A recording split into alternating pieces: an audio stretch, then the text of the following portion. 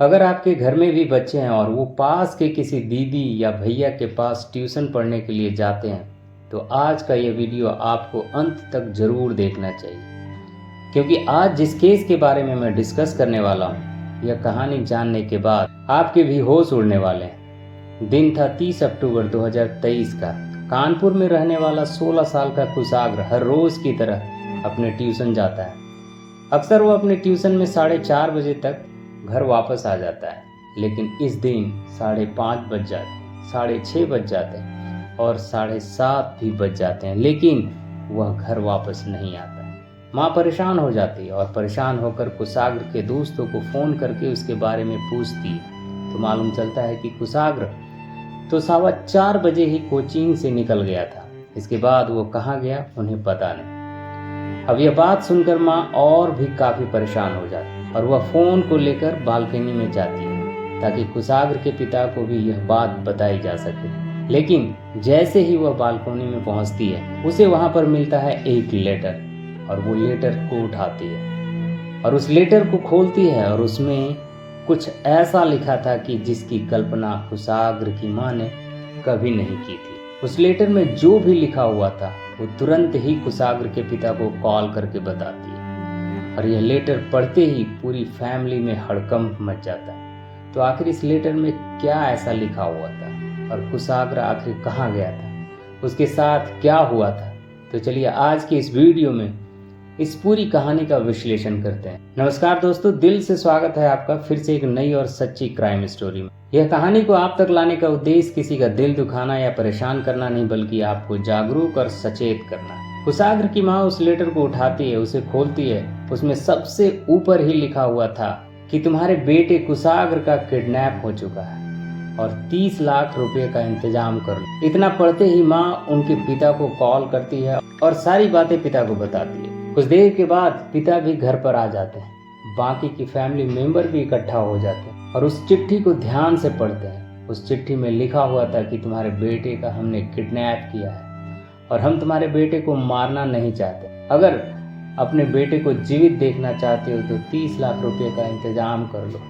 तुम्हारे पास 2 से 3 दिनों का वक्त है और पुलिस को कॉल करने की बिल्कुल भी कोशिश मत करना।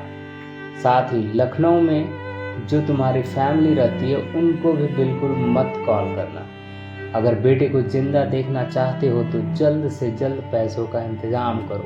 पैसा कब कहाँ देना है हम तुम्हें बताएंगे। पैसे का इंतजाम होते ही घर के बाहर एक पूजा का झंडा लगा देना। अल्लाहू अकबर। इस चिट्ठी में मुस्लिम शब्दों का भी प्रयोग किया गया है और हिंदू शब्दों का भी प्रयोग होता है, जिससे कि परिवार को थोड़ा कंफ्यूजन हो सके। उसके बाद कुशाग्र के पिता तुरंत लखनऊ में अपने भाई को कॉल करते हैं और लगभग 9:30 बजे के आसपास उनके भाई की फैमिली भी कुशाग्र की फैमिली के पास पहुंच जाती है।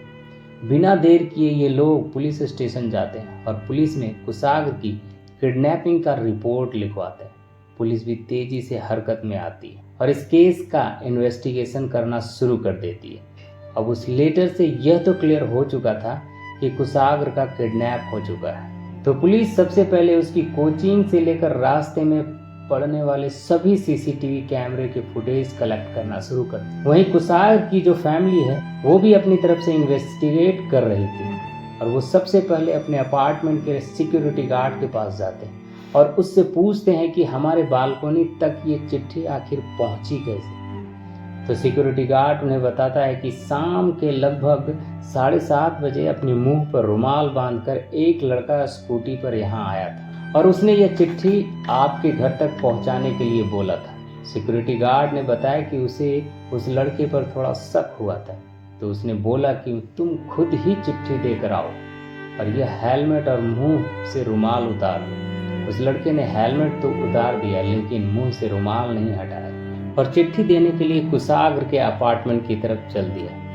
इसी दौरान सिक्योरिटी गार्ड ने जाकर उसकी स्कूटी को चेक किया। उसकी स्कूटी की फ्रंट नंबर प्लेट पर काला रंग हो रखा था और पीछे के नंबर प्लेट पर कपड़ा बंधा हुआ था। गार्ड को यहीं पर शक हो जाता है और गार्ड बताता है कि उसने कपड़ा हटाकर स्कूटी का नंबर नोट डाउन कर लिया था और वही नंबर वो कुशाग्र के घर वालों को बताता है। यह नंबर की डिटेल मिलते ही कुशाग्र के घर वाले तुरंत पुलिस स्टेशन जाते हैं, क्योंकि यह नंबर बहुत बड़ी लीड थी उनके लिए।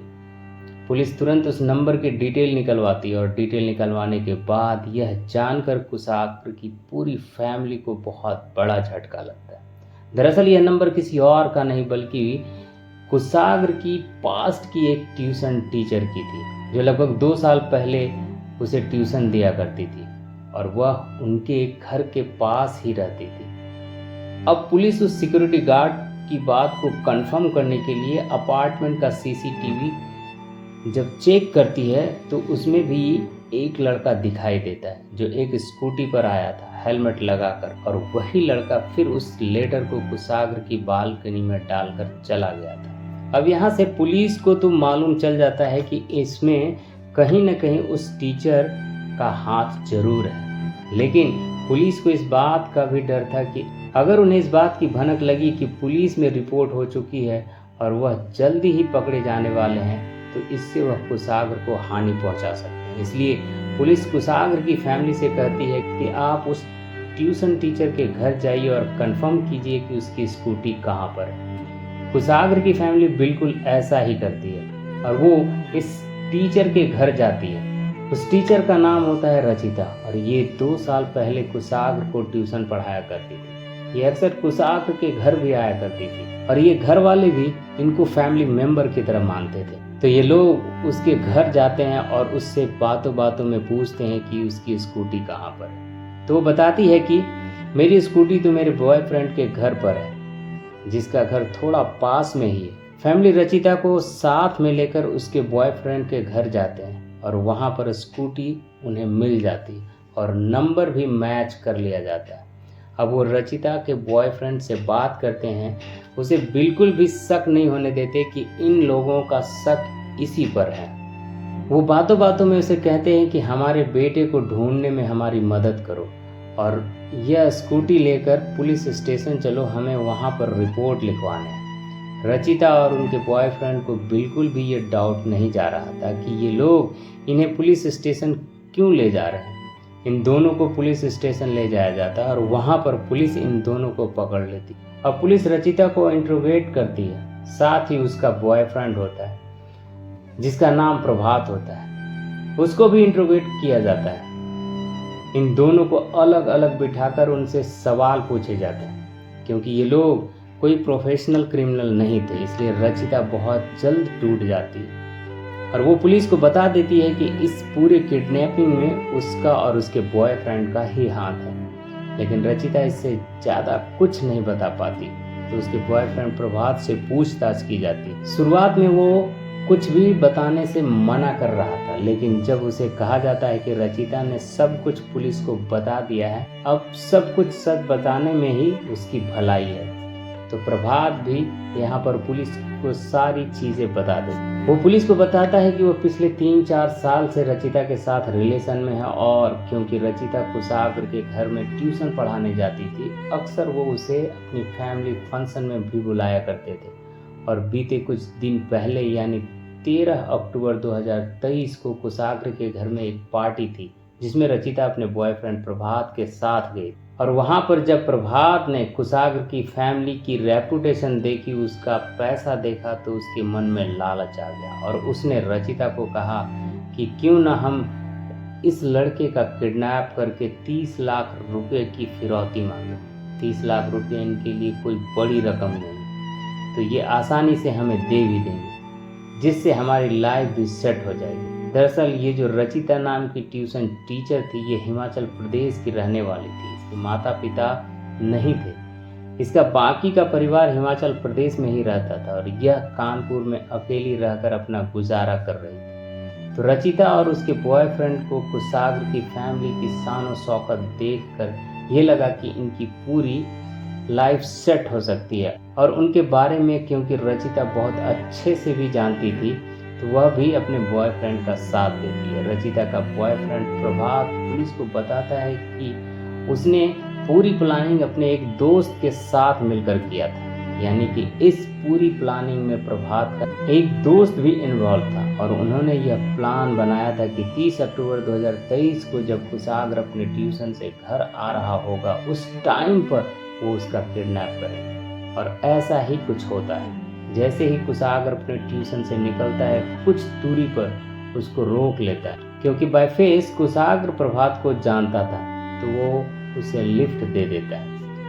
और इस प्रकार जो प्रभात है वो कुशाग्र को अपने घर लेकर आता है। लिफ्ट के बहाने वो उसे घर ले गया था। इसके बाद उसे अपने घर में अंदर आने के लिए आमंत्रित करता है और जैसे ही कुशाग्र प्रभात के घर के अंदर जाता है वो उसे मार कर नीचे गिरा देता है, उसके हाथ पैर बांध देता है और उसका किडनैप कर लेता है। और उसके बाद जो प्रभात का दोस्त है वह लेटर लिख कर कुशाग्र के घर पहुंचाता है। यहाँ तक प्लानिंग बिल्कुल परफेक्ट थी। इन लोगों को लग रहा था कि ये कभी भी पकड़े नहीं जाएंगे। यहाँ पर प्रभात ने जो बातें बताई वह पूरी तरह सच भी थी, क्योंकि पुलिस ने कोचिंग के पास जो सीसीटीवी फुटेज निकलवाई थी उसमें भी यह देखा जा सकता था कि कुशाग्र की स्कूटी पर प्रभात बैठकर जा रहा है। और अब पुलिस प्रभात से पूछती है कि कुशाग्र अभी कहाँ पर है, तो वो बताता है कि वो मेरे घर पर है। और पुलिस तुरंत उसे लेकर उसके घर पर जाती है। सभी को यह लग रहा था कि शायद जो कुशाग्र है वो वहाँ पर मिल जाएगा और ये पूरा मामला सॉर्ट आउट हो जाएगा। लेकिन जैसे ही प्रभात के घर में पुलिस एंटर करती है और उसके स्टोर रूम में जाती है तो पूरी कहानी पलट जाती है। वहाँ पर वो लोग देखते हैं कि कुशाग्र उसके हाथ पैर बंधे हुए हैं और गला घोट कर उसकी हत्या की जा चुकी है। यानी कि जो प्रभात है उसने पहले ही कुशाग्र की हत्या कर दी थी। उसके बाद फिरौती लेकर वो भागने का प्लान बना रहे हैं। अब यहाँ पर जो पूरा केस है वो किडनैपिंग से मर्डर में बदल चुका था। यहाँ पर जो प्रभात है उसका एक दोस्त और साथ ही जो रचिता है उन तीनों को पुलिस अरेस्ट कर लेती है। इस केस में पुलिस 3 लोगों को गिरफ्तार करती है। सबसे पहले कुशाग्र की ट्यूशन टीचर रचिता, उसका बॉयफ्रेंड प्रभात शुक्ला और उस प्रभात शुक्ला का एक दोस्त आर्यन गुप्ता। इन तीनों ने मिलकर यह पूरा प्लान बनाया था और इसके बाद पुलिस इन पर कार्रवाई करती है। तो यह कहानी तो यहीं पर एंड हो जाती है, लेकिन इस कहानी से बहुत कुछ सीखने को मिलता है कि अगर आपके बच्चे कभी भी ट्यूशन जाते हैं, स्कूल जाते हैं, तो सबसे पहले आपकी जिम्मेदारी बनती है कि वो कहाँ, कब और कैसे जा रहे हैं उसका ध्यान रखें। साथ ही जिन टीचर से वो पढ़ते हैं वो कहाँ पर जाते हैं और वहाँ पर उनका क्या बैकग्राउंड है यह भी जानना आपकी ही जिम्मेदारी है। आपने इस कहानी से क्या सीख ली कमेंट में ज़रूर बताइएगा। Thanks for watching.